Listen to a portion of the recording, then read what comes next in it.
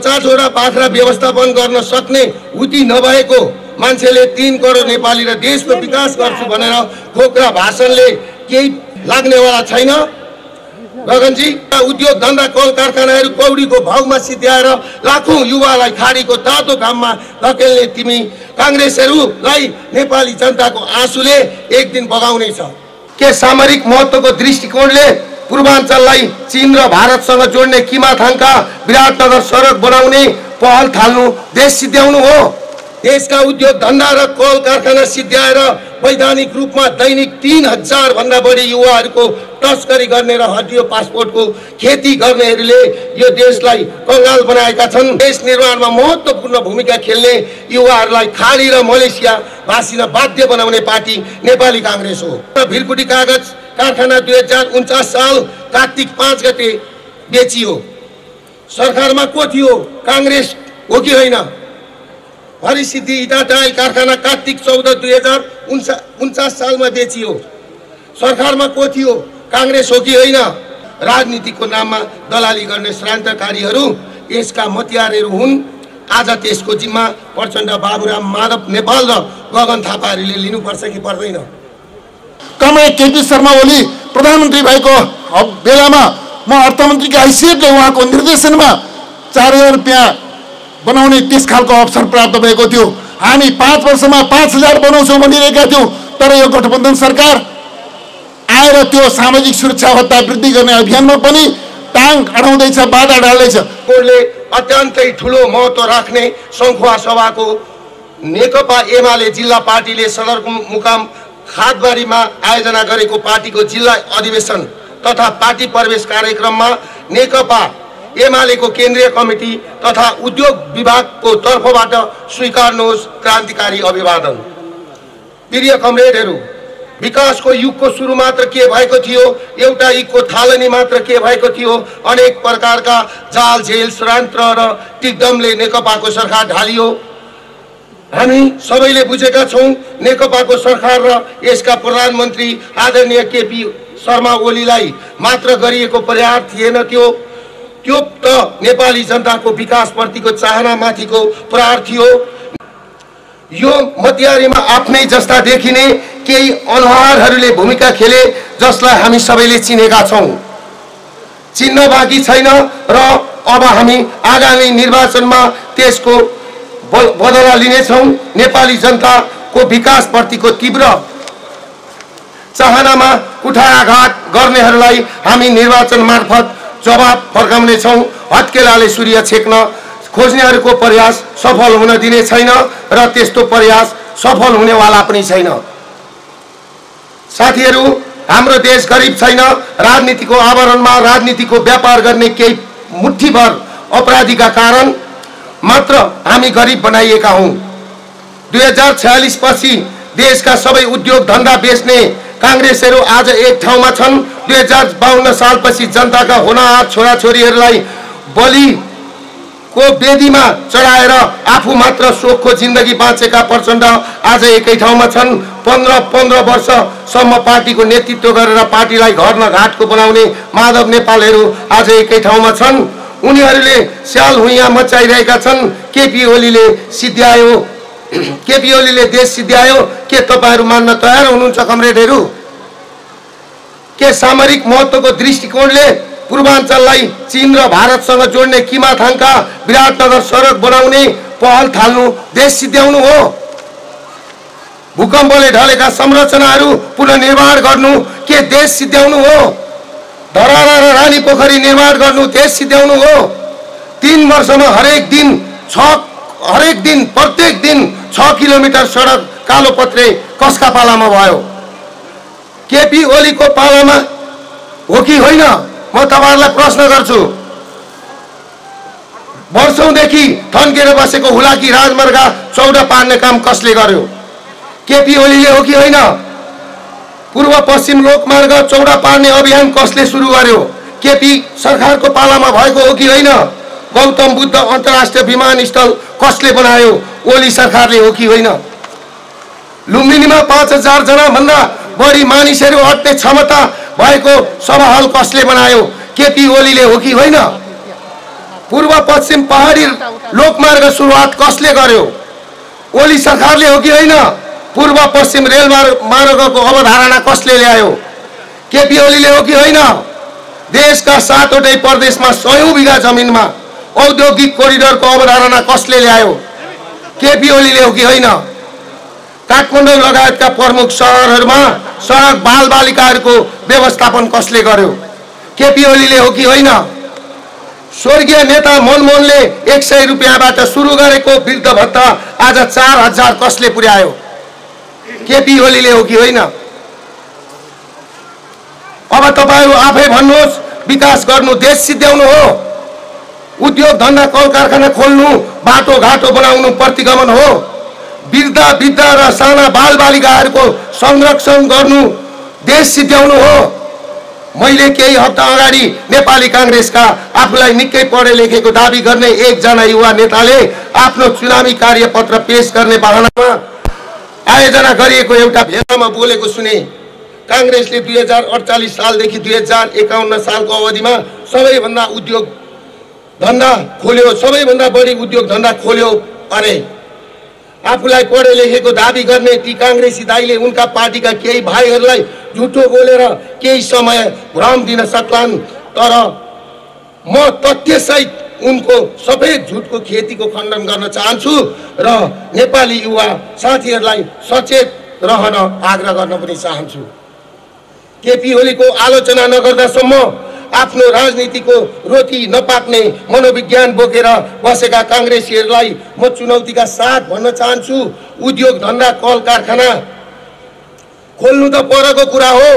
2048 सालदेखि 2060 सालसम्मको कांग्रेसी शासनकालमा देशमा रहेका सबै भन्दा धेरै उद्योग धन्दा र कल कारखानाहरू कबाडीको मूल्यमा बेचिएका छन् र त्यही बिन्दुबाट देश निर्माणमा महत्त्वपूर्ण भूमिका खेल्ने युवाहरूलाई खाडी र मलेसिया भाषिन बाध्य बनाउने पार्टी नेपाली कांग्रेस हो।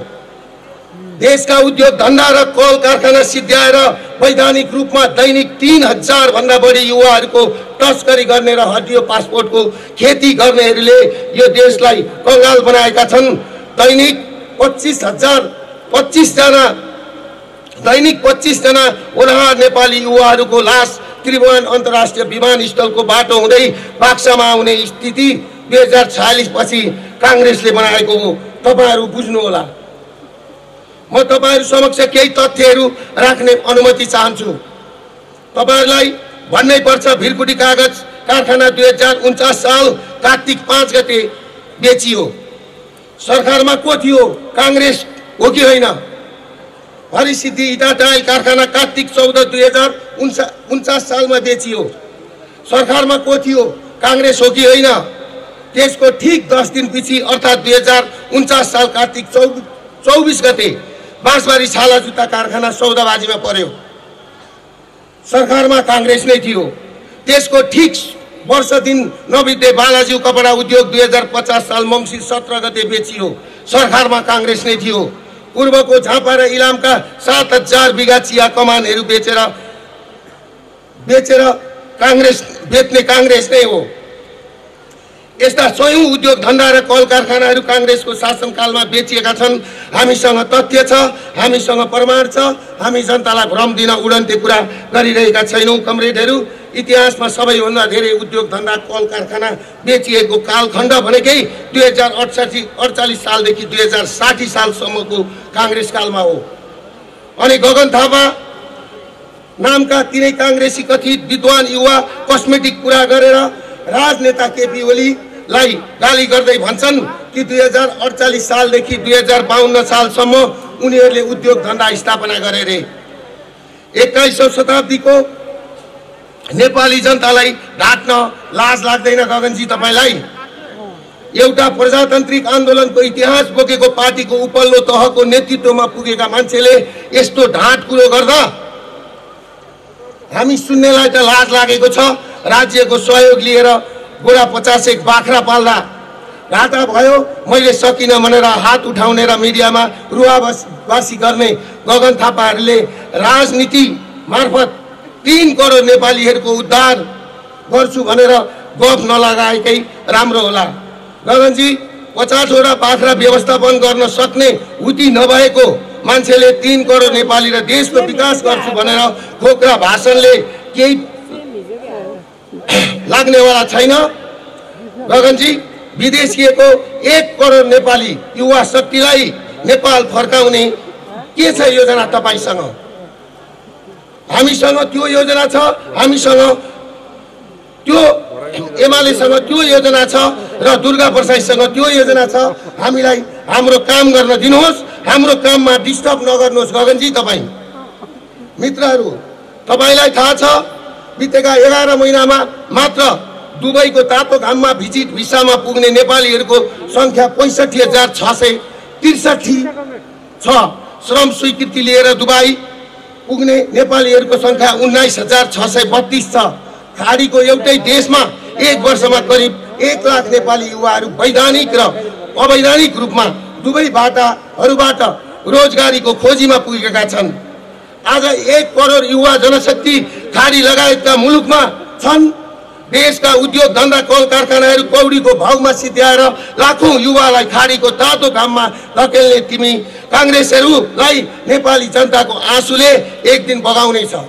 अनि देशमा दैनिक 6 किलोमिटर पक्की बाटो निर्माण गर्ने, पूर्व पश्चिम पहाडी रोगमार्ग खोल्ने, सडक घाटा बनाउने र देशलाई औद्योगिक युगमा प्रवेश गर्न कोसिस गर्ने केपी ओलीलाई प्रतिगमनकारी भन्ने यस्तो उल्टो कुरा गर्न मिल्दैन। कमरेडहरू, तपाईहरुलाई थाहा छ गत 6 महिनामा मात्र उच्च शिक्षा अध्ययनको नाममा 25 अर्ब नेपाली रुपैयाँ विदेश पुगेको छ।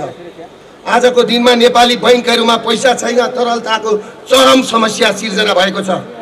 त्यसको कारण प्रश्न छ। यो देशमा गुणस्तरीय शैक्षिक संस्था खोल्न नदिने, मेडिकल कलेज खोल्न नदिने, जनताका छोराछोरीहरूलाई नर्सिङ पढ्न नदिने, विभिन्न पार्टीमा रहेका र राजनीतिको नाममा दलाली गर्ने श्रान्तकारीहरू यसका मतियारहरू हुन्। आज त्यसको जिम्मा प्रचण्ड, बाबुराम माधव नेपाल र गगन थापाहरूले लिनुपर्छ कि पर्दैन? एकतर्फ नचाहिँदो अर्घेलो नारा दिएर नेपाली जनतालाई भुलैया बेच्ने र अर्कोतर्फ युरोप, अमेरिका र अस्ट्रेलियाका विश्वविद्यालयहरूसँग दलाली गर्ने दोहोरो चरित्र बोकेका डाक्टर गोविन्द केसी र तिनका मत्यारहरूका कारण मेडिकल शिक्षा र 10+2 पछिको शिक्षा लिन विदेशी नाममा कहाली लाग्दो नेपाली मुद्रा विदेश पुगिरहेको छ र त्यो स्थिति अझै भयावह हुनेवाला छ र त्यसको जिम्मा कांग्रेसले लिनुपर्छ कि पर्दैन? म नेपाली कांग्रेसका नेताहरूलाई यो प्रश्न गर्न चाहन्छु। नेपाली विद्यार्थीहरूलाई विदेश पठाउने, कन्सल्टेन्सीहरूसँग भत्ता उठाउने र देशलाई अँध्यारोमा धकेल्ने गोविन्द केसीहरूसँग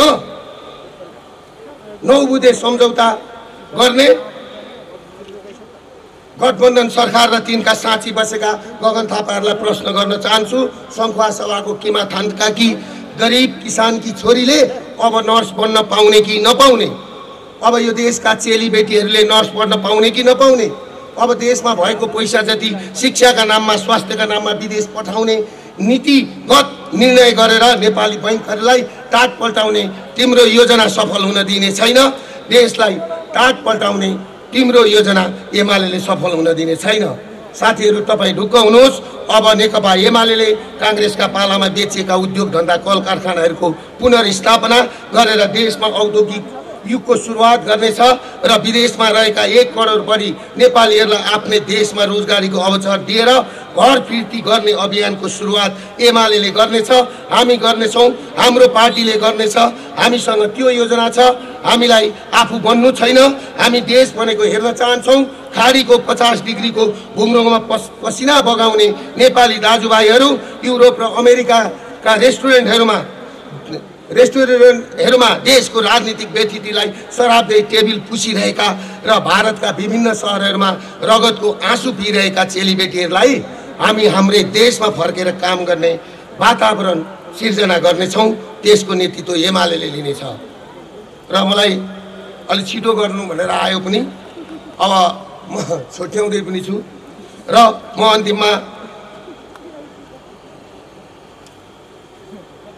अन्त्यमा हामी विकास चाहन्छौँ, त्यसैले हामी एमाले, हामी समृद्धि चाहन्छौँ, त्यसैले हामी हिजो जो जहाँ रहे पनि अब हामी नेकपा एमाले हामी राष्ट्रिय पुँजी पलायनको पक्षमा छैनौँ। त्यसैले हामी नेकपा एमाले हामी विराटनगर किमा थानका सडक निर्माण भएको हेर्न चाहन्छौँ।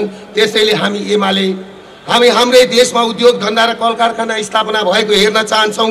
हामी हाम्रा सन्ततिहरूले आफ्नै माटोमा रहेर काम गरेको हेर्न चाहन्छौँ। त्यसैले हामी एमाले हामी पूर्व पश्चिम रेलमार्ग बनेको हेर्न चाहन्छौँ। त्यसैले हामी एमाले 2052 सालदेखि 2062 सालसम्म केही महत्त्वाकांक्षी व्यक्तिहरूका सनकका कारण भत्काइएका भौतिक संरचना फेरि निर्माण गर्न चाहन्छौँ। किनकि हामी ध्वस्त होइन निर्माणको पक्षमा रहेका एमालेहरू हौँ। निम्ता गर्नुभयो र बोल्ने अवसर दिनुभयो। के कस्ता कामहरू गर्यो भनेर संक्षिप्तमा केही कुराहरू राखिसक्नु भएको छ। अब के गर्न चाहन्छ भन्ने कुरा पनि राखिसक्नु भएको छ। त्यसकारण मैले धेरै राखिरहनु पर्ने आवश्यकता छैन। तपाईहरुले आफै पनि बुझिसक्नु भएको छ। नेकपा एमाले बुझेर अरु पार्टीहरू पनि बुझेर सबै पार्टीका नीति विचार व्यवहार बुझेर नै आज माओवादी केन्द्र नेपाली कांग्रेस लगायतका पार्टीहरू परित्याग गरेर नेकपा एमालेमा साथीहरू प्रवेश गर्दै हुनुहुन्छ। नबुझेर होइन, दशकौंसम्म नेपालका पार्टीहरू हेरेर, दशकौंसम्म नेपालका पार्टीहरूको विचार र व्यवहार हेरेर, भन्छन् के र गर्छन् के त्यो पनि हेरेर आज थुप्रै साथीहरू नेकपा एमालेमा प्रवेश गर्दै हुनुहुन्छ। नेकपा एमालेमा आज प्रवेश गर्नुहुने सम्पूर्ण साथीहरूलाई म एमाले परिवारमा हार्दिक स्वागत गर्न चाहन्छु र तपाईहरुको आगामी दिन अत्यन्तै सफल होस् हार्दिक शुभकामना भन्न चाहन्छु। नेकपा एमालेमा प्रवेश गरेपछि तपाईहरुलाई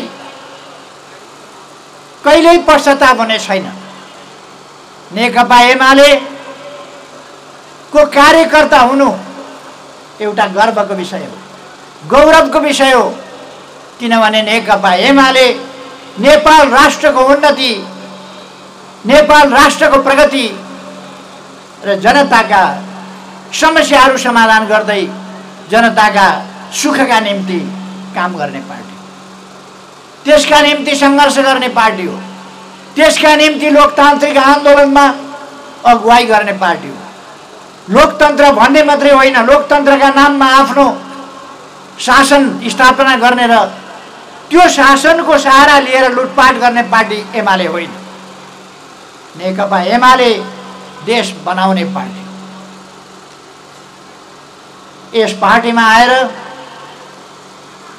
सबै साथीहरूलाई अत्यन्तै गर्वानुभूति हुनेछ। म यस पार्टीमा प्रवेश गर्नुभएकोमा सबै साथीहरूलाई हार्दिक धन्यवाद भन्न चाहन्छु। तपाईहरुले राम्रो पार्टी छान्नु भएको छ, छान्न सफल हुनु भएको छ। तपाईहरुलाई हार्दिक बधाई पनि भन्न चाहन्छु। अरु साथीहरू अहिले पनि विभिन्न पार्टीमा अल्मलिएर अझै पनि अल्मलिरहनु भएको छ। ती साथीहरूलाई र खास गरेर वामपन्थी खोल ओढेर, कम्युनिस्टको खोल ओढेर प्रतिक्रियावादी काम गर्ने, दक्षिणपन्थीहरूको सेवामा समर्पित हुने, कम्युनिस्ट पार्टी फुटाउने, कम्युनिस्ट सरकार ढाल्ने र आफूलाई लगेर प्रतिक्रियावादी खेमामा, दक्षिणपन्थी खेमामा समाहित गर्ने नकली वामपन्थी, आडम्बरी वामपन्थी, वामपन्थीको खोल ओढेका त्यस्ता तत्त्वहरू र तिनका पार्टीहरूमा अब नअल्मलिनका लागि म दाजुभाइ दिदीबहिनीहरूलाई आग्रह गर्न चाहन्छु, साथीहरूलाई आग्रह गर्न चाहन्छु। वामपन्थी खोल ओढेका पार्टीमा साथीहरू नअल्मलिनुहोस्, नेकपा एमालेमा आउनुहोस्।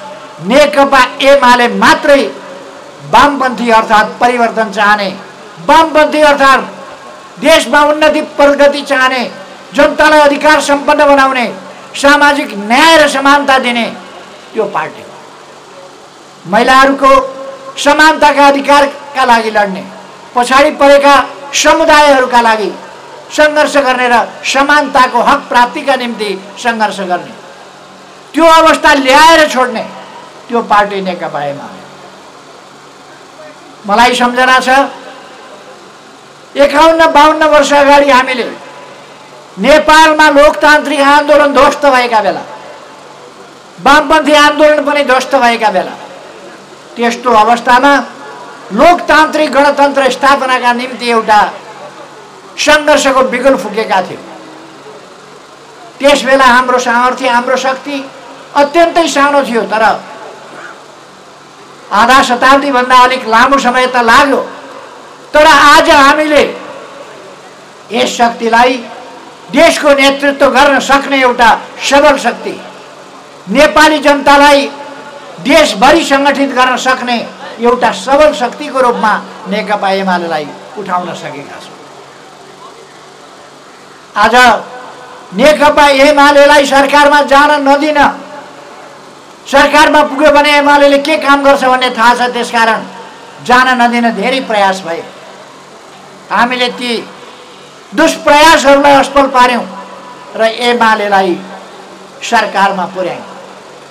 पहिले 51 सालमा अल्पमतको भए पनि हामीले सरकार बनायौँ र आफ्नो गाउँ आफै बनाऊ जस्ता, ज्येष्ठ नागरिक भत्ता जस्ता अनेक कार्यक्रमहरू, नौसका कार्यक्रम जस्ता अनेक कार्यक्रमहरू लिएर अगाडि बढ्यौँ। त्यसै बेला हामीले कर्मचारीहरूको सम्बन्धमा, प्रहरीहरूको सम्बन्धमा, सेनाको सम्बन्धमा श्रेणीविहीन अवस्थाबाट सिपाहीहरूलाई श्रेणीमा उठायौँ। यस्ता अनेक कामहरू गऱ्यौँ। देशव्यापी रूपमा आफ्नो गाउँ आफै बनाऊ कार्यक्रम मार्फत बजेट छुट्याएर गाउँ गाउँमा विकासको लहर सिर्जना गर्यौँ। त्यसलाई पनि अहिलेको जस्तै अदालतबाट, जनताबाट होइन, चुनावमा जान नदिएर बाटो छेकेर अदालतबाट, सरकारबाट हटाउने काम। फेरि यति समय पर आइसकेपछि 26 वर्ष अगाडि पछाडि फेरि अहिले पनि नेकपा एमालेले जसरी देश विकासको काम गर्दै थियो त्यसलाई रोक्नका लागि पहिले पार्टीभित्र अन्तर्विग्रह मचाइयो र कम्युनिस्ट खोल ओढेका कम्युनिस्ट विरोधी तत्त्वहरू कम्युनिस्ट पार्टीलाई फुटाउने काममा, त्यसलाई ध्वस्त पार्ने उद्योगमा लागे। त्यसलाई हामीले पराजित गर्दै गयौँ। त्यसो भएपछि संसदबाट होइन, संसदबाट सरकार बन्नुपर्ने, त्यहाँबाट हुन दिएन, त्यहाँबाट भएन। संसदलाई थाहा नदिकन अन्यत्रैबाट प्रधानमन्त्री हटाउने, प्रधानमन्त्री नियुक्त गर्ने अनेक कामहरू भए। परमादेशबाट सरकार बन्यो, नेकपा एमालेलाई सरकारबाट हटाइयो। पहिले पनि अदालतबाटै हटाइएको थियो। अहिले पनि एमालेले काम गर्न नसकेर होइन, दुनियाँ हल्लाउने गरी काम गरेर नेकपा एमाले अगाडि बढेपछि, नेपाल अगाडि बढेपछि नेकपा एमालेको सरकार ढाल्ने काम। म यहाँहरूलाई भन्न चाहन्छु, नेकपा एमालेले नेतृत्व गरेको सरकारका बेला नेपाल विश्व ब्याङ्कले प्रशंसा गरेको थियो। दक्षिण एसियाको उदाउँदो सूर्य हो नेपाल, आर्थिक उन्नतिको हिसाबले उदाउँदो सूर्यको रूपमा नेकपा एमाले विकासको बाटोमा अगाडि बढेको थियो। जहाँसुकै पनि हामीले हेऱ्यौँ भने शिक्षाको क्षेत्रमा युनेस्कोले हामीलाई प्रशंसा गरेको थियो, तीव्र विकास गर्यो। स्वास्थ्यको क्षेत्रमा विश्व स्वास्थ्य सङ्गठनले हाम्रो प्रशंसा गरेको थियो। कोभिड विरुद्धको हाम्रो लडाईँ सफलताका साथ हामीले लडेकोमा, हामीसँग साधन स्रोत नभए पनि हामीले लडेकोमा विश्व स्वास्थ्य सङ्गठनले हामीलाई प्रशंसा गरेको छ। त्यसकारण नेकपा एमालेलाई षड्यन्त्र गरेर केही तत्त्वहरूले हटाउनु। म यहाँहरूलाई निवेदन गर्न चाहन्छु, षड्यन्त्र सधैँ काम लाग्दैन। जनता सर्वशक्तिमान छ। सर्वशक्तिमान जनताका बीचमा जान प्रतिक्रियावादीहरू सधैँ डराउँछन्, त्यसै कारण चुनावमा जान डराइरहेका छन्। म तपाईँहरूलाई जानकारी गराउन चाहन्छु, स्थानीय तहको निर्वाचन फागुनमा गर्नुपर्ने हो कानुन अनुसार। स्थानीय निर्वाचन सम्बन्धी ऐनमा के व्यवस्था छ भने पहिलोपल्ट निर्वाचन जुन हुन्छ स्थानीय तहको पटक पटक गरेर फेज वाइज हुन्छ भने, चरणबद्ध निर्वाचन हुन्छ भने पहिलो चरणमा जुन निर्वाचन हुन्छ त्यसैलाई निर्वाचनको समय मानिन्छ। तर त्यो निर्वाचनको समय मानेर त्यसभन्दा 2 महिना अगाडि स्थानीय निकायको निर्वाचन गर्नुपर्छ भनेको फागुनमा गरिसक्नुपर्छ।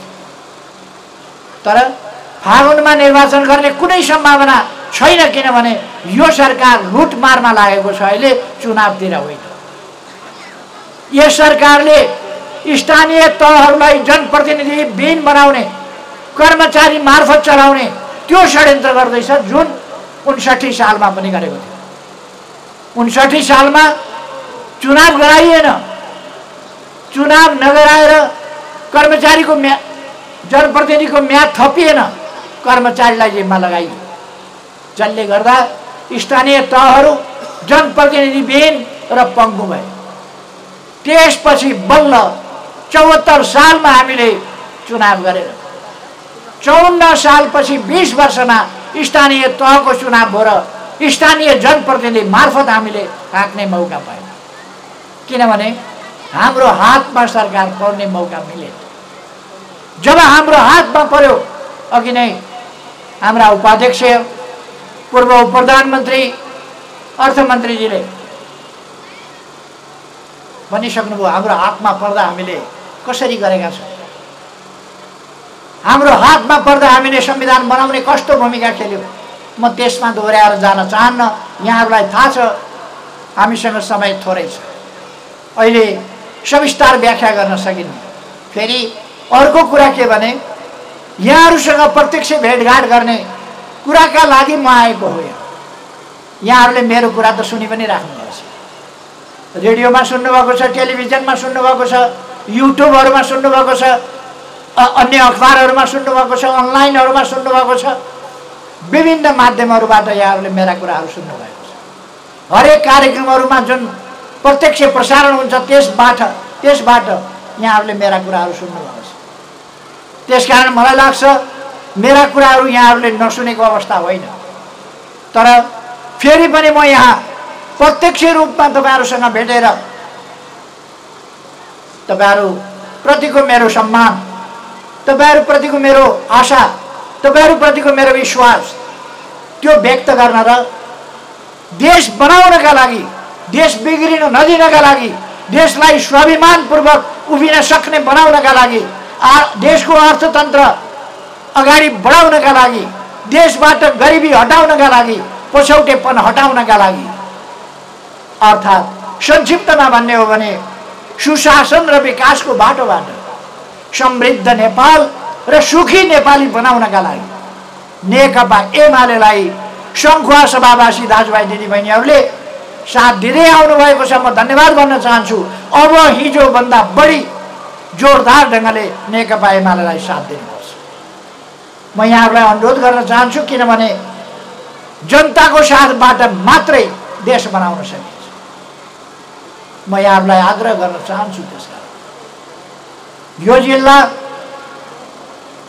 हामीलाई यस जिल्लामा चाहिएको एउटा सांसद, केन्द्रमा सङ्घीय सांसद 1 जना पठाइदिनु भए पुग्छ, 2टा प्रदेशसभा सदस्य पठाइदिनु भए पुग्छ, 10 वटा मेयर, उपमेयर, प्रमुख उपप्रमुख पठाइदिनु भए पुग्छ, त्यस अनुसारका वडा अध्यक्ष र सदस्यहरू पुर्याइदिनु भए पुग्छ। यस जिल्लामा नेकपा एमाले बाहेक जनताको मत पाएर जितेर जनप्रतिनिधि हुँ भन्न लायक अर्को पार्टी छैन। नेकपा एमाले मात्रै हो जनताले भोट दिन लायक, जिताउन लायक। किनभने किमाथाङका त्यहाँ सधैँ थियो, अरुण नदी बगिरहेको थियो, तर किमाथाङका सडक बनाउनु त एमाले चाहियो नि, एमाले चाहिन्छ विकासका लागि। किमाथाङका सडक एमाले सुरु गर्यो। अहिले विभिन्न व्यवधानले ढिला भयो भनेपछि हामीले सेनालाई, नेपाली सेनालाई 14 किलोमिटर बाटो, बाँकी बाटो बनाउने जिम्मा दियौँ। अब केही किलोमिटर बाटो बाँकी छ, अरू खुलिसकेको छ, त्यो पनि छिटै खुल्नेछ। र हामीले अन्तर्राष्ट्रिय स्तरको विराटनगरदेखि किमाथाङकासम्मको बाटो, यो बाटो निर्माण गर्नेछ। यस बाटोबाट, यो बाटोको फाइदा के छ भने सबै मौसममा यो बाटो, अरू बाटाहरू सबै मौसममा चल्न सक्दैन, अरू मौसममा हिउँले रोक्छ, तर यो बाटो कुनै पनि मौसममा रोकिँदैन। त्यसकारण यस बाटोले चीनसँगको हाम्रो सम्बन्ध र समुद्रसम्म र विश्वसँग जोडिने हाम्रो सम्बन्धलाई कुनै पनि अवस्थामा टुट्न नदिने यो बाटो हो। यस बाटोको किनारै किनार मैले भनिरहनु पर्दैन, सङ्खुवासभा जिल्ला जल ऊर्जाका लागि, जलस्रोतका लागि धनी जिल्ला हो। अरुण थड भारतीय प्रधानमन्त्री मोदीजी र मैले शिलान्यास गरेको अहिले अगाडि बढिरहेको छ, तपाईँहरूले देख्नु भएको छ। त्यहाँबाट 900 मेगावाट विद्युत उत्पादन हुँदैछ, हुनेवाला छ। त्यो कुरा तपाईँहरूलाई थाहा छ। अरुणका किमाथाङका अरुणदेखि लिएर लोअर अरुण, अर्को माथिल्लो अरुण, यी विभिन्न आयोजनाहरू अरुण खोलामै हुँदैछ। यो ठाउँ प्राकृतिक हिसाबले अत्यन्त सम्पन्न। यो मिल्के जलजला, तिनजुरे लगायतको लाली गुराँसको राजधानी, गुराँसको राजधानीको रूपमा चिनिने ठाउँमध्ये एउटा सङ्खुवासभा पनि हो। ऊर्जाका लागि सबभन्दा कुनै जिल्ला धनी छ भने सायद सङ्खुवासभा जिल्ला धनी हो। यो त्यस्तो ठाउँ।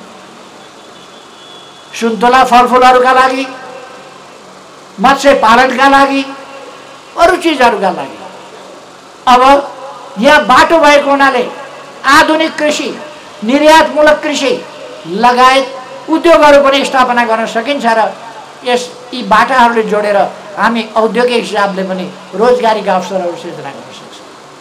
यहाँ राम्रा अस्पताल, राम्रा शिक्षालय हामी निर्माण गर्न सक्छौँ। हाम्रो क्षेत्र, हाम्रो भूगोल, खास गरी हाम्रो हिमाली भेग जडीबुटीले भरिएको ठाउँ हो। त्यसकारण हामीले विदुषी योगमाया आयुर्वेद विश्वविद्यालय अघिल्लोपल्ट प्रधानमन्त्री हुँदैखेरि मैले त्यसको सुरुवात गरेँ। त्यो अवधारणाका रूपमा अगाडि सारेको थिएँ। यसपल्ट प्रधानमन्त्री भएपछि त्यसका निम्ति काम अगाडि बढाइएको छ र यो अन्तर्राष्ट्रिय स्तरमा हाम्रो पुरानो औषधि विज्ञान, परम्परागत औषधि विज्ञान, हाम्रा जडीबुटीहरू,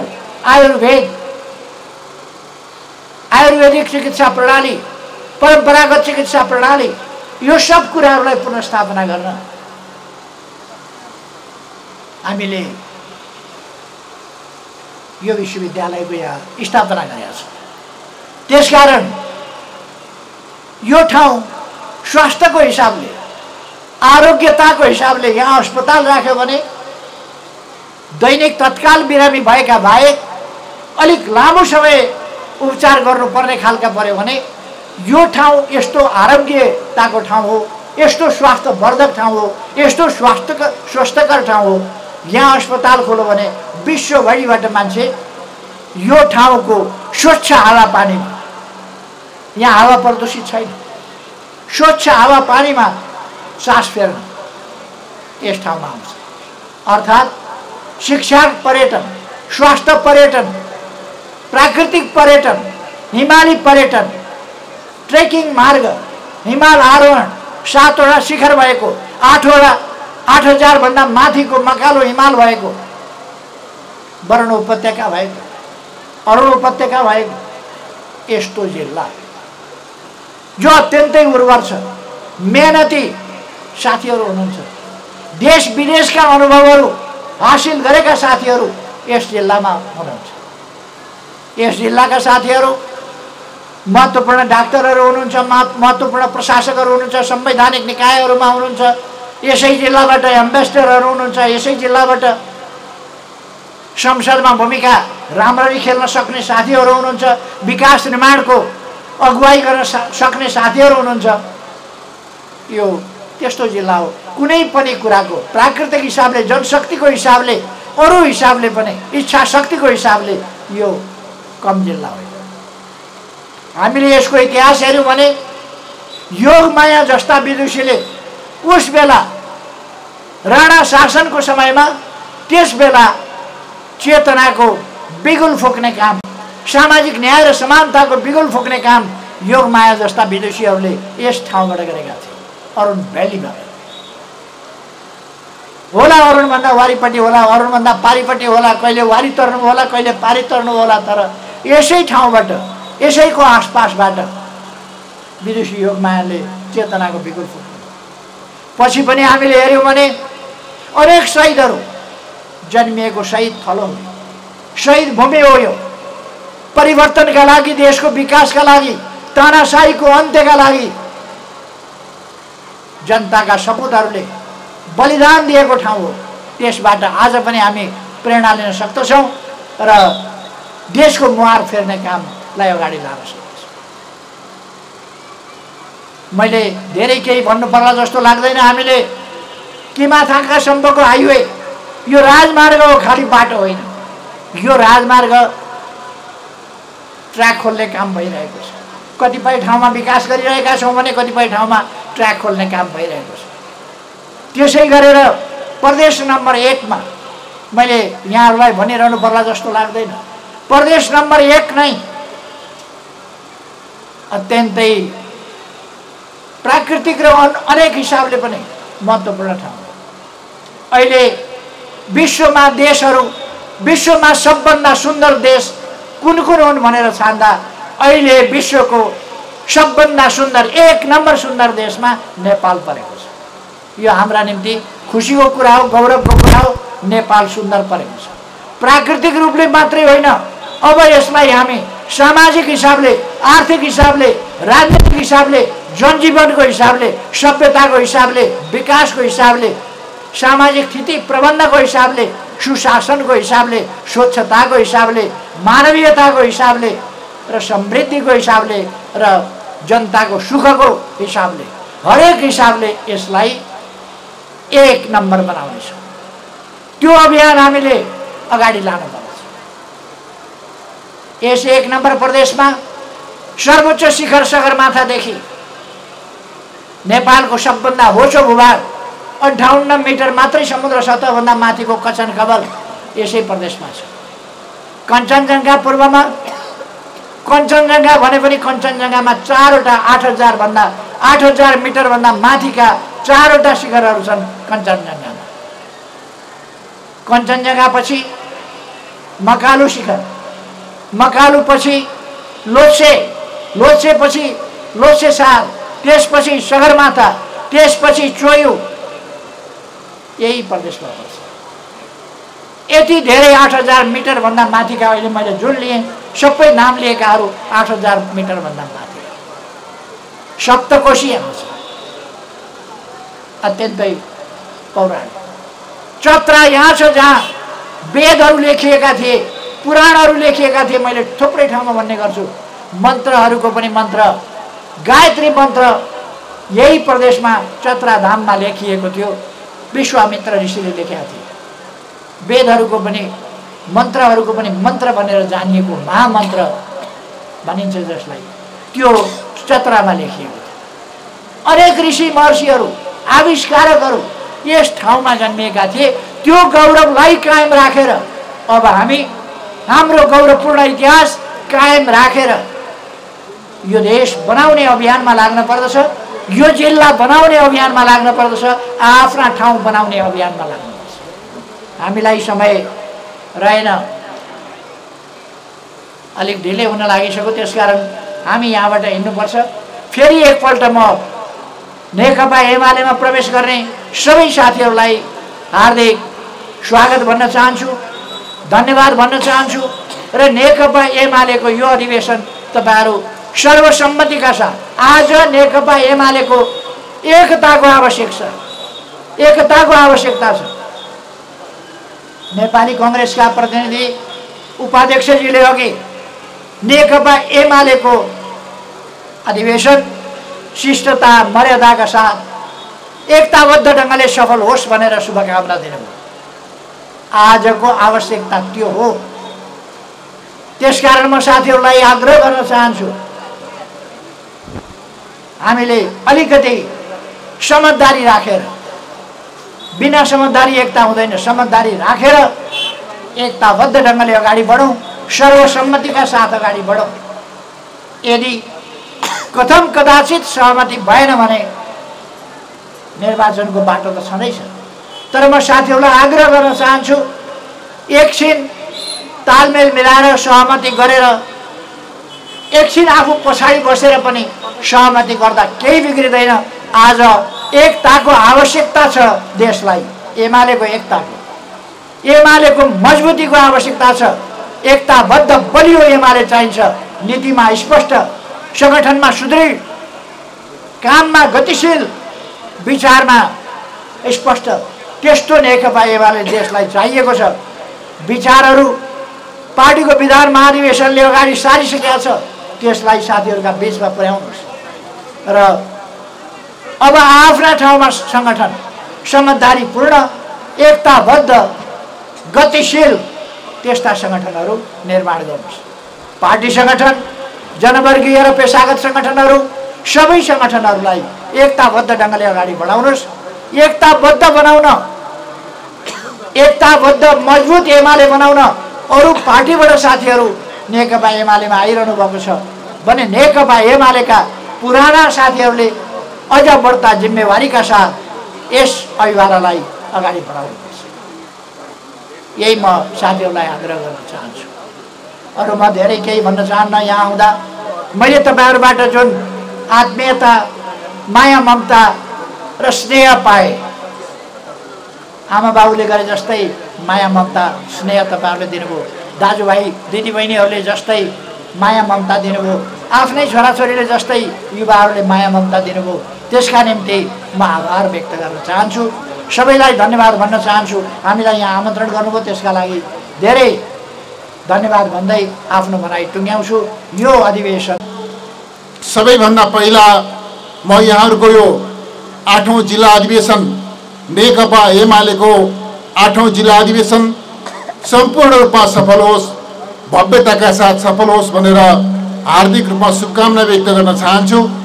यहाँहरूले विगतको पार्टीको निकट विगतका अभ्यास र अनुभवहरूलाई ठिक ढङ्गले सूत्रबद्ध गर्नुहुनेछ, प्राप्त भएका निष्कर्षहरूलाई संस्थागत गर्नुहुनेछ, अनुभवहरूबाट शिक्षा लिने सङ्कल्प गर्नुहुनेछ र विशेष गरी जिल्लाको राजनीतिक नेतृत्व आगामी दिनका निमित्त, आगामी कार्यकालका निमित्त सक्षम नेतृत्वको निर्माण गरेर यो अधिवेशनलाई भव्यताका साथ सम्पन्न गर्नुहुनेछ भनेर म शुभकामना व्यक्त गर्न चाहन्छु।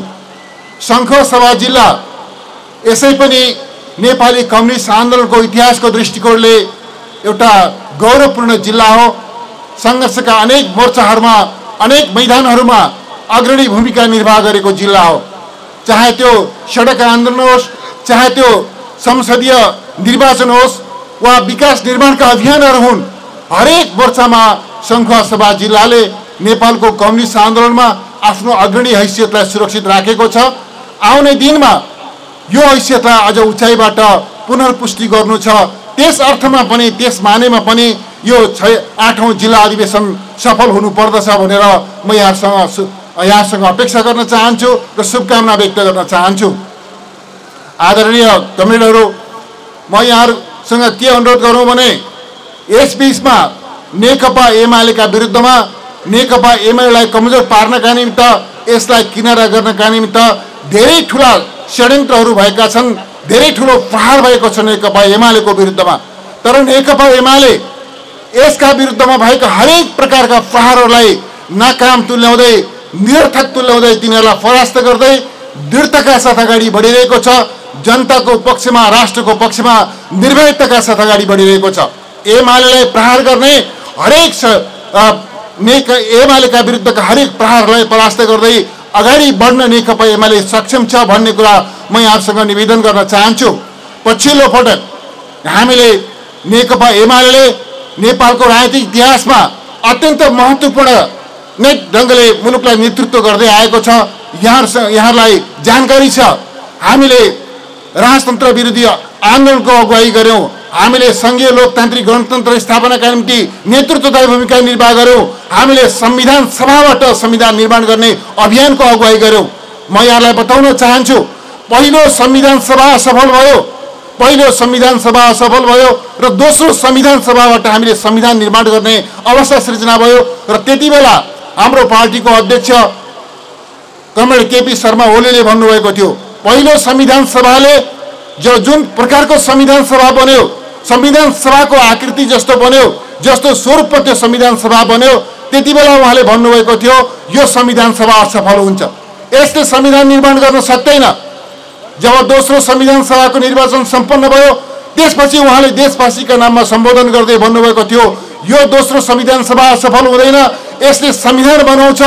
एक थान संविधान मात्रै होइन, जनताको पक्षमा, राष्ट्रको पक्षमा, परिवर्तन र प्रगतिको पक्षमा अग्रगामी संविधान, लोकतान्त्रिक संविधान, क्रान्तिकारी संविधान, त्यस प्रकारको संविधान बनाउँछ र यो संविधान सभा असफल हुँदैन। यहाँले देख्नुभएको छ संविधान सभाबाट संविधान निर्माण गर्ने अभियानको नेतृत्व कमरेड केपी शर्मा ओलीले गर्नुभयो र दोस्रो संविधान सभाबाट हामीले संविधान निर्माण गर्यौं र देशलाई अगाडि बढाउने काम गर्यौं। म यहाँलाई बताउन चाहन्छु संविधान सभाबाट संविधान बने लगत्तै कमरेड केपी शर्मा ओलीको नेतृत्वमा नेपालमा सरकार बनेको थियो। त्यो सरकारले जनताका पक्षमा, राष्ट्रका पक्षमा अनगिन्ती राम्रा कामहरू गरेको थियो। नेपालका विरुद्धमा संविधान निर्माण गरेका कारणले गर्दा, नेपाली जनताले आफ्नो संविधान आफैले निर्माण गरेका कारणले गर्दा, आफ्ना प्रतिनिधिहरूका माध्यमबाट संविधान निर्माण गरेका कारणले गर्दा नेपालका विरुद्धमा नाकाबन्दी लगाइएको थियो। नेपालका कतिपय राजनीतिक दलहरू, पुराना हौ भन्ने राजनीतिक दलहरू, क्रान्तिकारी हौ भन्ने राजनीतिक दलहरूको मुख पर दही जमेको थियो। उनीहरूले नाकाबन्दीलाई नाकाबन्दी भन्न सकिरहेका थिएनन्, नाकाबन्दीको विरोध गर्न सकिरहेका थिएनन्। नेकपा एमाले त्यस्तो पार्टी थियो, त्यस्तो पार्टी हो। कमरेड केपी शर्मा ओलीको नेतृत्वमा हामीले नाकाबन्दी मात्रै भनेनौं, त्यो नाकाबन्दीको विरोध गर्यौं। नाकाबन्दीको विरोध मात्रै गरेनौं, नाकाबन्दीलाई परास्त गर्यौं र नेपाली जनताको सम्मान र स्वाभिमानको शिरलाई उच्च उठायौं। यस हैसियतले अगाडि बढ्ने पार्टी नेकपा एमाले हो। यो कुरा म यहाँसँग राख्न चाहन्छु। र त्यो सरकारले, कमरेड केपी शर्मा ओलीको नेतृत्वमा बनेको सरकारले जनताका पक्षमा राम्रा कामहरू गर्दै थियो, राष्ट्रका पक्षमा राम्रा कामहरू गर्दै थियो, विकासका, निर्माणका, समृद्धिका अनगिन्ती अभियानहरू अगाडि बढाउँदै थियो। राम्रा कामहरू गरेकै कारणले गर्दा नेकपा एमालेको त्यो सरकारलाई पनि गिराउने काम गरियो। तब यहाँलाई थाहा छ प्रचण्डजीहरूले नेकपा एमालेको लोकप्रियता, नेकपा एमालेका नेता कमरेड केपी शर्मा ओलीको लोकप्रियताबाट अत्तालिएर दिएको समर्थन फिर्ता लिएर नेपाली कांग्रेससँग गठबन्धन गर्दै सरकार निर्माण गर्ने काम गरे र हामीले भन्यौं सरकार फेरियो, यो कुनै मतलबको कुरा छैन हाम्रो लागि। हामी प्रतिपक्षमा आयो, कुनै मतलबको कुरा छैन हाम्रो लागि। हामी नेपाली जनतामा भरोसा गर्छौं, नेपाली जनतामा विश्वास गर्छौं। जनताको साथ लिएर, जनताको समर्थन लिएर हामी फेरि सरकारमा आउनेछौं। हामी अहिले सदनको अङ्कगणितले हामीलाई बाहिर पठाएको छ, तर हामी जनताको अभिमतको आधारमा फेरि सरकारमा आउनेछौं, मुलुकलाई नेतृत्व गर्नेछौं। म यहाँलाई बताउन चाहन्छु नेकपा एमाले सरकारबाट बाहिरिएपछि, नेकपा एमाले सरकारबाट बाहिर पठाएपछि, प्रतिपक्षमा पठाएपछि कांग्रेस माओवादीले ठानिरहेका थिए अब हाम्रो दिग्विजय हुन्छ। तपाईले देख्नु भएको छ त्यसको लगत्तैपछि स्थानीय तहको निर्वाचन सम्पन्न भएको थियो। 74 सालको स्थानीय निकायको निर्वाचन सम्पन्न भएको थियो। स्थानीय तहको निर्वाचनमा नेपाली कांग्रेस र माओवादी सरकारमा थिए, उनीहरू मिलेर चुनाव लडिरहेका थिए। नेकपा एमाले प्रतिपक्षमा थियो र एकै चुनाव लडिरहेको थियो। नेकपा एमाले प्रतिपक्षमा छ र एकै चुनाव लडिरहेको छ। कांग्रेस र माओवादीहरू सरकारमा छन् र उनीहरू मिलेर चुनाव लडिरहेका छन्। तर तपाईले देख्नु भएको छ निर्वाचनको नतिजा के भयो? निर्वाचनको नतिजा के भयो भने स्थानीय तहको निर्वाचनमा महानगरपालिका, अधिकांश उपमहानगरपालिका, नगरपालिका र अधिकांश गाउँपालिकाहरूमा नेकपा एमालेले एक्लै जित हासिल गर्यो। त्यो शक्ति हो नेकपा एमाले।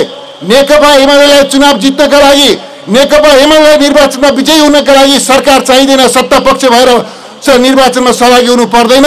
जनताको विश्वासका साथमा, विश्वासलाई साथमा लिएर अगाडि बढ्ने पार्टी नेकपा एमाले हो भन्ने कुरा हामीले विगतको स्थानीय तहको निर्वाचनमा पनि स्थापित गरेका छौं। आदरणीय जनसमुदाय, दोस्रो यो अघि 74 को निर्वाचनमा, प्रतिनिधि सभाको निर्वाचनमा नेकपा एमाले मुलुकको सबभन्दा ठूलो पार्टीको रूपमा निर्वाचित भयो, सबभन्दा ठूलो पार्टीका हैसियतले निर्वाचित भयो। हामीले कमरेड केपी शर्मा ओलीको नेतृत्वमा सरकार निर्माण गर्यौं, मुलुकलाई स्थायित्व दियौं, स्थिरतातर्फ लिएर जाउँ, विकास निर्माणका अभियानहरू तीव्रता दियौं। संविधानमा जुन प्रकारको सामाजिक न्याय विकास र समृद्धिको परिकल्पना गरिएको छ, समाजवादको परिकल्पना गरिएको छ। त्यस दिशातर्फ मुलुकलाई लिएर जाउँ, यस हिसाबले हामीले अभियान चलायौँ। तर यहाँले देख्नुभएको छ नेकपा एमालेको कमरेड केपी शर्मा ओलीको नेतृत्वमा सरकारले गरेका राम्रा कामहरूबाट अत्तालिएर अनेक प्रकारका षड्यन्त्रहरू गर्दै पार्टीमा विभाजन ल्याउने र नेकपा एमालेलाई सडकमा पछार्ने सम्मका कोसिसहरू गरिए। स्वयं नेकपा एमालेलाई विभाजित गर्ने कोसिस गरिएको छ। तर म यहाँलाई बताउन चाहन्छु, नेकपा एमालेमा विभाजन ल्याउने कुनै पनि प्रतिज्ञावादी षड्यन्त्रलाई हामी सार्थक हुन दिने छैनौँ। नेकपा एमालेमा विभाजन गर्ने कोसिस पुर्याउने छैन। हामी नेकपा एमालेलाई हिजोभन्दा आज सशक्त ढङ्गले, हिजोभन्दा आज शक्तिशाली ढङ्गले, अझ एकताबद्ध ढङ्गले अगाडि बढाइरहेका छौँ। देशका लाखौँ लाख जनसमुदायहरू हिजो जसले हामीलाई समर्थन गर्नु हुँदैन थियो, उहाँहरू आज नेकपा एमालेको वरिपरि गलबन्द गर्दै हुँदै हुनुहुन्छ। नेकपा एमालेलाई आगामी निर्वाचनमा विजयी बनाएर हिजो थालेका राम्रा कामहरूलाई सम्पन्न गर्ने त्यो सपना, त्यो आकाङ्क्षा बोकेर नेपाली जनताले हामीलाई साथ दिइरहनु भएको छ। यस अर्थमा म यहाँलाई बताउन चाहन्छु, यो सङ्घ सभा जिल्लाका साथीहरूलाई अनुरोध गर्न चाहन्छु, अब नेकपा एमालेलाई सरकारबाट बाहिर पठाएर मुलुकले कुनै उन्नति प्रगति गर्न सक्दैन, विकास र समृद्धि हासिल गर्न सक्दैन भन्ने कुरा छर्लङ्ग भएको छ। अहिले जुन प्रकारको गठबन्धन सरकार छ, गठबन्धन सरकार कुन हदसम्मको नालायक छ, कति आक्रमणी छ, कति विकास विरोधी छ भन्ने कुरा यहाँले देखिसक्नु भएको छ। यस अर्थमा विकासका अभियानहरूलाई अगाडि बढाउनका निम्ति, सामाजिक न्यायको अभियानलाई अगाडि बढाउनका निम्ति, समृद्धितर्फ देशलाई अगाडि लैजानका निम्ति, सबै प्रकारका विभेद र असमानतालाई समाप्त गर्नका निम्ति फेरि पनि नेकपा एमालेको नेतृत्वको सरकार अपरिहार्य छ। यस अर्थमा म सङ्घ सभाका साथीहरूलाई आग्रह गर्न चाहन्छु, तपाईँहरूले आउने निर्वाचनमा, अघिल्लो निर्वाचनमा यहाँहरूले 10वटा पालिका मध्ये 5वटा पालिकामा जित हासिल गर्नुभएको थियो। अब म त्यहाँलाई शुभकामना दिन चाहन्छु, तपाईँले 10 का 10 पालिकाहरूमा जित हासिल गर्ने हिसाबले तपाईँहरू अगाडि बढ्नुहोस्। म यहाँलाई शुभकामना दिन चाहन्छु। अघिल्लो पटक यहाँले 2वटा प्रदेश सभाका निर्वाचनमा 2वटै सिटमा जित हासिल गर्नुभएको थियो। प्रतिनिधि सभाको निर्वाचनमा नेकपा एमालेलाई विजय बनाउनु भएको थियो। त्यो जितलाई अहिले पनि अझ धेरै मतान्तरमा सुनिश्चित गर्ने हिसाबले यहाँहरू अगाडि बढ्नुहोस्। म आग्रह गर्न चाहन्छु, यहाँहरूले प्रतिनिधि सभाको निर्वाचनमा सङ्घ सभामा जित सुनिश्चित गरेर एउटा सिटमा जित हासिल गरेर पठाउनु होला। नेकपा एमालेको सरकार निर्माण गरेर सङ्घ सभा जिल्लाको समग्र देशको र सँगसँगै सङ्घ सभा जिल्लाको पनि विकासको अभियानलाई तीव्रता दिने अभियानको नेतृत्व नेकपा एमाले गर्नेछ भन्ने कुरा म यहाँलाई बताउन चाहन्छु। नेकपा एमाले अब कमरेड केपी शर्मा ओलीलाई जनमतको आधारमा, अदालतको अध्यादेशको आधारमा सत्ताच्युत गरिएको छ, अहिले सरकारबाट हटाइएको छ। तर हामी अदालतको परमादेशको आधारमा होइन, हामी जनताको जनादेशको आधारमा फेरि कमरेड केपी शर्मा ओलीलाई प्रधानमन्त्रीको पदमा पुनर्स्थापित गर्न चाहन्छौँ र विकासका, निर्माणका, समृद्धिका जति पनि अभियानहरू रोकिएका छन् ती अभियानहरूलाई गतिशील ढङ्गले अगाडि बढाउन चाहन्छौँ।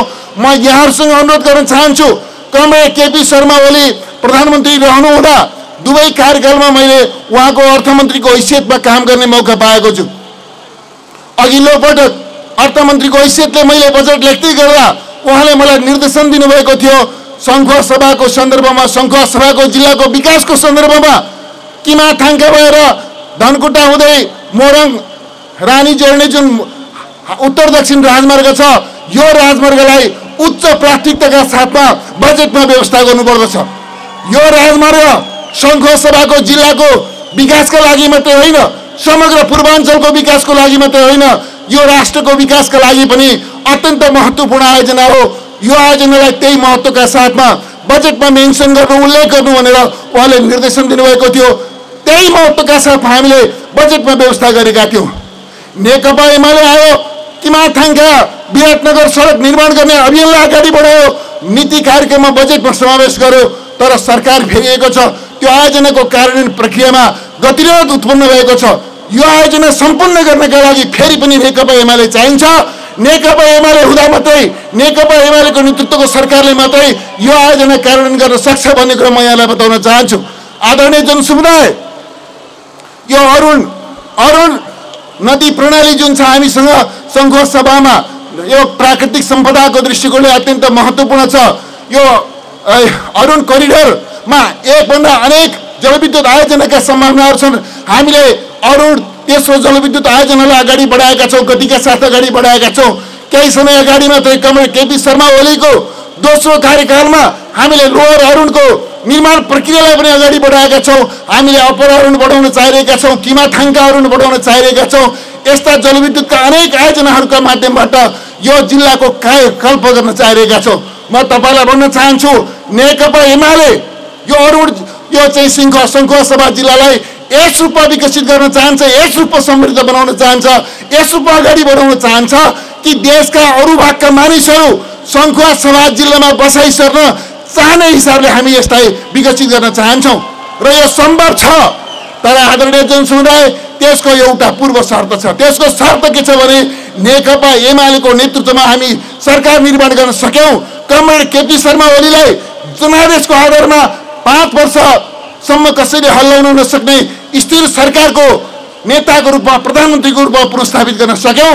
सङ्खुवा सभा जिल्लाको मुहार फेरिन्छ, होइन भने थालेका विकासका आयोजनाहरू पनि आज जसरी गतिरोध भएको छ त्यही ढङ्गले गतिरोध हुन्छ। त्यसकारणले म यहाँलाई आग्रह गर्न चाहन्छु, नेकपा एमालेको नेतृत्वमा सरकार निर्माण गरेर देशलाई समृद्धितर्फ लिएर जाने, सामाजिक न्यायतर्फ लिएर जाने, सबै प्रकारका विभेदहरूलाई समाप्त गर्ने यो अभियानलाई अगाडि बढाउन यहाँहरू सबैको हार्दिक साथ समर्थनको निमित्त म हार्दिक रूपमा अपिल गर्न चाहन्छु, अनुरोध गर्न चाहन्छु।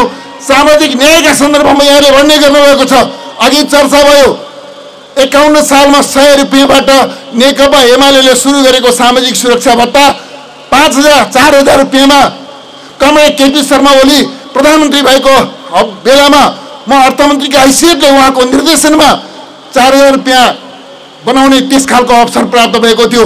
हामी 5 वर्षमा 5,000 बनाउँछौँ भनिरहेका थियौँ, तर यो गठबन्धन सरकार आएर त्यो सामाजिक सुरक्षा भत्ता वृद्धि गर्ने अभियानमा पनि टाङ अडाउँदैछ, बाधा डाल्दैछ। त्यस अर्थमा चाहे सामाजिक न्यायको कुरा होस्, चाहे सामाजिक सुरक्षाको कुरा होस्, चाहे शिक्षाको कुरा होस्, चाहे स्वास्थ्यको कुरा होस्, चाहे रोजगारीको कुरा होस्, हरेक क्षेत्रका समस्यालाई समाधान गर्दै देशलाई विकासमा, समृद्धितर्फ लिएर जानका लागि नेकपा एमालेको नेतृत्वको सरकार अपरिहार्य छ। नेकपा एमालेको एकल बहुमतको सरकार अपरिहार्य छ। म यहाँलाई भन्न चाहन्छु, प्रत्येक गठबन्धनका दलहरूलाई म भन्न चाहन्छु, नेकपा एमालेसँग एक्लै लड्ने हिम्मत भएकाहरूले, एक्लै लड्ने आँट गर्नेहरूले एक्लै लडे पनि हुन्छ। जोसँग एक्लै लड्ने आँट छैन, गठबन्धन बनाएर लडे पनि हुन्छ। तर आउने निर्वाचनमा नेकपा एमालेको नसिबमा विजय लेखेको छ। चाहे एक्लै आउँ वा गठबन्धन बनाएर आउन्, तिनीहरूको नसिबमा पराजय लेखेको छ। म यहाँहरूसँग प्रतिबद्धता व्यक्त गर्न चाहन्छु, यहाँहरूको साथ समर्थनमा आउने निर्वाचनबाट पूर्ण बहुमतको सरकार बनाउँदै विकास निर्माणको अभियानलाई, सामाजिक न्यायको अभियानलाई नेकपा एमाले गतिशील ढङ्गले अगाडि बढाउनेछ। यस अभियानमा यहाँहरू सबैको र सम्पूर्ण सङ्खुवा सभावासी दिदीबहिनी दाजुभाइहरूको हार्दिक साथ समर्थन र ऐक्यबद्धताका लागि म हार्दिकतापूर्वक अनुरोध गर्न चाहन्छु, अपिल गर्न चाहन्छु र फेरि एकपटक यो 8औं जिल्ला अधिवेशनको पूर्ण सफलताको शुभकामना व्यक्त गर्दछु। धन्यवाद।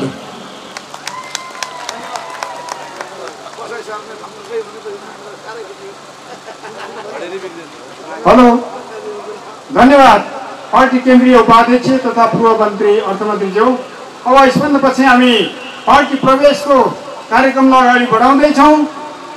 मैले यसमा धेरै भूमिका नमारिकन म सम्बन्ध साथीहरूको नाम भन्नेछु, उहाँहरू अगाडि आइदिन हुन म अनुरोध गर्दछु र उहाँहरूलाई अगाडि ल्याइदिनका निमित्त म सम्बन्धित पालिकाका पार्टी कमिटीको अध्यक्ष लगायत इन्चार्ज कमान्डरलाई म विशेष आग्रह गर्दै म नाम वाचन गर्न चाहन्छु।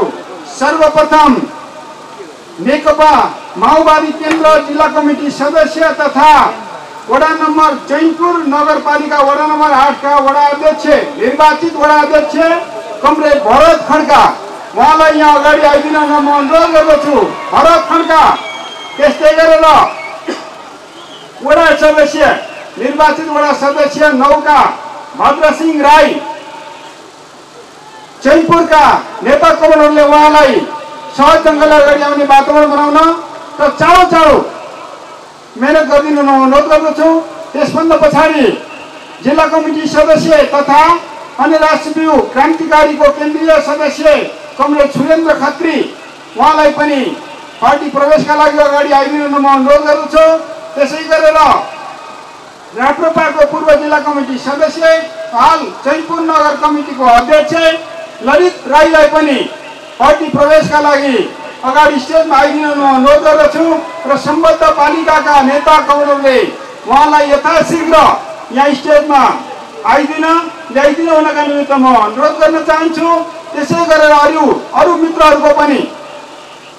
अरू मित्रहरूको लागि पनि म यहाँ नाम वाचन गर्न चाहन्छु। नेकपा माओवादीबाट धनबहादुर श्रेष्ठ, चैनपुरबाट धनबहादुर श्रेष्ठ, दुर्गाबहादुर राई, मौसम तामाङ, पदमबहादुर खत्री, विमल खत्री, गङ्गराज खत्री, अङ्गबहादुर खत्री, राजकुमार तामाङ, मनकुमार तामाङ, यज्ञबहादुर भण्डारी, पदमबहादुर भण्डारी, सन्तोष अधिकारी, अमर अधिकारी, सङ्गे शेर्पा, कृष्णबहादुर राउत, इन्द्रबहादुर श्रेष्ठ। त्यस्तै गरेर रोशन अधिकारी नेपाली कङ्ग्रेसबाट, उमेश खड्का माओवादी केन्द्रबाट, लालबहादुर खत्री माओवादी केन्द्र, सोनिया अधिकारी, नरबहादुर भण्डारी नेपाली कङ्ग्रेसबाट।